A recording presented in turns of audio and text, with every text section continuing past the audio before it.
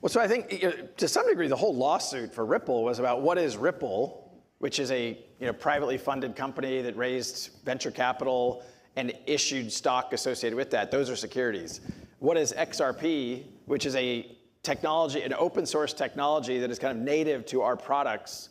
We use XRP in our product stack, but there are scores of other companies building in and around the XRP ecosystem.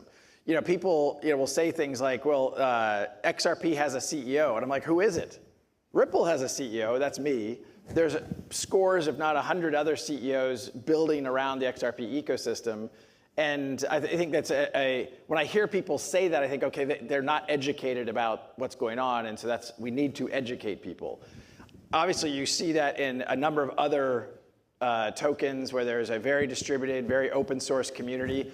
People don't understand, Ripple does not control XRP. It is open source. There have been amendments passed to the XRP open source technology that we opposed. We were against them and they still passed. That's okay, that's open source technology. There's other things we have championed that have passed, but it takes 80% of the community approving those amendments, which Ripple doesn't have control of that. Mm-hmm. And so, I mean, if you were to define kind of what's a commodity versus a security, how would you do that? Yeah, I'm going to do everything I can to dodge that question up here.